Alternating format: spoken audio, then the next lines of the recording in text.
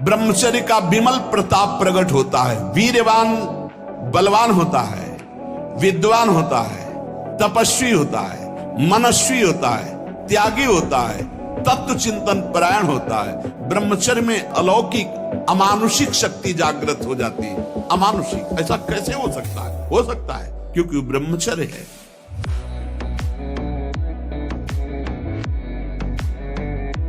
ब्रह्मचर्य में जीवन परम पुरुषार्थमय जीवन होता है। ब्रह्मचर्य ही ब्रह्म की प्राप्ति का मुख्य हेतु होता है। ये मुख्य हेतु मान लो, जिसके त्यागने में इतना सुख, उसको रोकने में कितना सुख होगा। मान लो।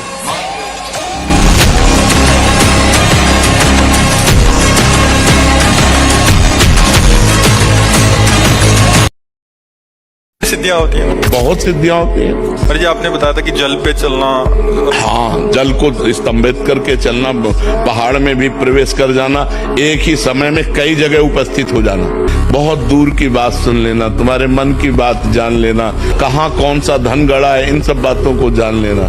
तो है तो सब मायाकृत ही। इतनी मोटी ग्रंथ होगी, हम उसे कंठस्थ कर लेंगे, पूछो कहां से पूछोगे। पर यह तभी होगा जब ब्रह्मचर्य ठीक हो, खान पान ठीक होगा, नहीं तो स्मृति का नाश हो जाता है। तो हमें लगता है कि जैसे शरीर स्वस्थ है और ब्रह्मचर्य हो, ये तो बहुत छोटी छोटी किताबें होती, इतने मोटे मोटे ग्रंथ ऐसे पूरे याद हो जाते हैं दिमाग। बस जिद्दी स्वभाव चाहिए, यहाँ जिद्दी स्वभाव चाहिए। जीवन में देखा है, जहां कहीं भय, जहां कहीं परास्त होने की बात मन ने खड़ी की है, वही अब कर परास्त हर तरह से देखा है, प्राप्त निकल गया। वो अहंकार नहीं होता, वो भगवद आश्रय और अपने अभ्यास, उसमें दृढ़ता, उसमें फिसड्डी स्वभाव नहीं, रोने वाला स्वभाव नहीं होना चाहिए। नहीं, कभी अगर सिंह का बच्चा भेड़ों के बीच में फंस जाए तो भेड़ नहीं बन जाता, वो सिंह ही रहता। ब्रह्मचर्य रहने के लिए आपको अपनी दिनचर्या सुधारनी होगी।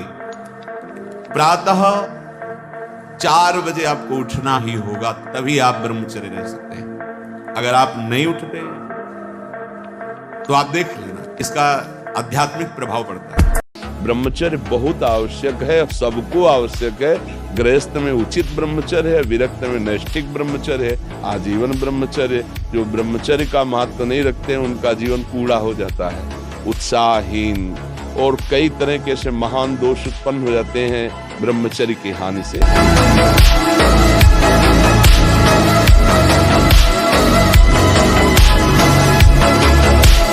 ये शब्द याद रखो, चिंता, भय, शोक, घबराहट, दुख, ये उसको कभी छोड़ेगा नहीं जो पाप कर्म करता है।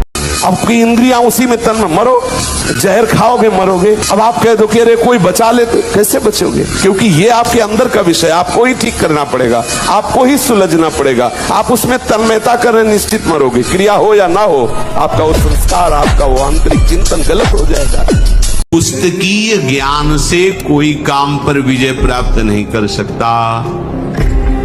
कोई बाहरी क्रियाओं से अपने को इस काम से नहीं बचा सकता। फिर समझ, प्रारंभ से लेकर भगवत प्राप्ति तक आपको जो गिरा सकता है, उसका नाम है काम।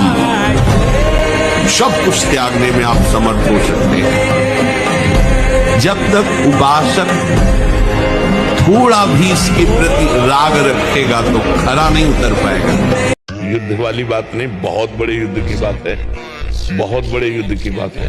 ये कोई खिलवाड़ नहीं, जैसे अपने लोग बचपन से आए ना, भूख प्यास, गर्मी सर्दी, काम क्रोध लोभ मोह मद मत्सर, लोगों की गालियां सामने से, तो हमें हारना नहीं।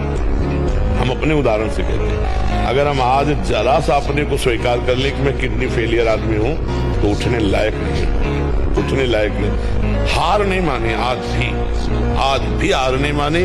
हम अपने समय से देखते हैं, हमें उठाओ, हमें स्नान करवाओ, हमें चलो, ले चलो, हमारी दिनचर्या चलेगी। मतलब बहुत जिद्दी स्वभाव, जिद्दी स्वभाव। मतलब प्राण दे सकते हैं लेकिन अपना नियम नहीं तोड़ सकते, अपनी दिनचर्या नहीं तोड़ सकते। तो जिन लोगों को ये दिमाग में बैठ गया है कि मांस भक्षण करने से ही शरीर पुष्ट होगा, तो मैं प्रार्थना करता हूं, चर्बी बढ़ सकती है लेकिन तुम्हारे अंदर मनोबल उस कोटि का नहीं होगा, क्योंकि दूसरे की हिंसा करके अपने शरीर का पोषण करने वाला बलवान वाणी का ब्रह्मचर्य व्यर्थ का बकवास नहीं, भगवत चिंतन हितकर मधुकर वाणी। नेत्रेंद्रिय का ब्रह्मचर्य सब में भगवत भाव देखना, कहीं कोई काम आदि की चेष्टा को ना देखना। श्रवणेंद्रिय का भगवत चर्चा सुनना, शास्त्र चर्चा सुनना, व्यर्थ की बातें ना सुनना। ऐसे हर इंद्रिय का ब्रह्मचर्य हो जाएगा तो ब्रह्मचर्य का मतलब ब्रह्म में ही स्थित महापुरुष। सच्चा ब्रह्मचर्य का स्वरूप है ब्रह्म में स्थित महापुरुष, तो वहां पहुंचा देगा।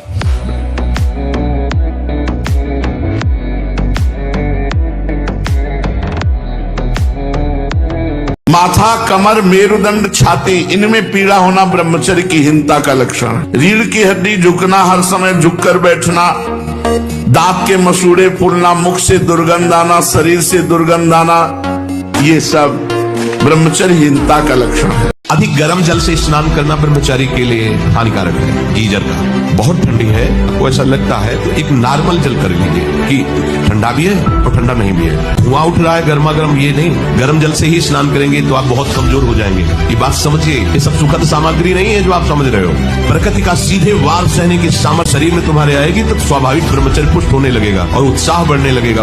ब्रह्मचर्य अत्यंत आवश्यक, जिसे आप खिलवाड़ समझ रहे हो, ये बहुत बड़ी हानि है। जिन लोगों को ऐसा लगता है कि ब्रह्मचर्य छीण करके हम घी दूध पी करके या मकर और कौन सी भस्म और स्वर्ण भस्म, मकर ध्वज और क्या क्या, भाई ये सब उसकी पूर्ति नहीं कर सकते। ध्यान रखना, जो ब्रह्मचर्य आपका छीण हुआ, जो नस नाड़ियों का अभ्यास आपका गलत बन गया, उसको कोई भी भस्म, कोई भी औषधि, कोई भी घी दूध बादाम पिस्ता पूर्ण नहीं कर सकता। ध्यान रखना। तो हम निराश तो कभी होंगे ना कि अब हमसे नहीं हो पाएगा, नहीं। जय बार असफलता मिले तय बार और उत्साह करके हम लगी रहे तो कभी न कभी सफल हो जाएंगे। इसलिए खूब भजन कीजिए, नाम जप कीजिए और भगवान से प्रार्थना कीजिए तो कभी न कभी तो सुन ही लेंगे।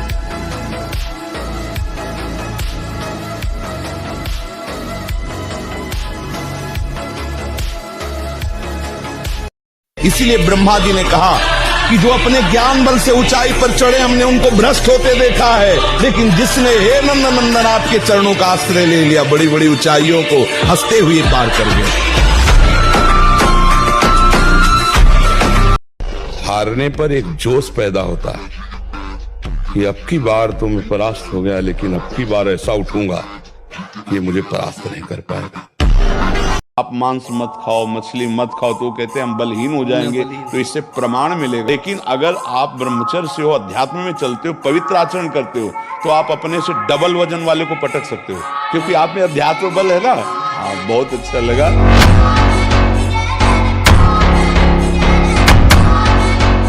पान पेय सब मिला करके वो जब हमारे शरीर से पचता है तब एक बार संतान उत्पन्न करने के योग्य वीर बनता है। आप उसे हस्त मैथुन के द्वारा दिन में कई बार निकाले तो मरोगे नहीं, और क्या होगा। पूरा शरीर कंपन जैसे रोग शिकार। अभी शरीर कंपन, दिमाग डिप्रेशन, कमर में दर्द, टांगों में दर्द, कुछ अच्छा न लगना, भोजन न रचना, किसी काम में रुचि न होना, ये सब लक्षण शुरू हो जाएंगे।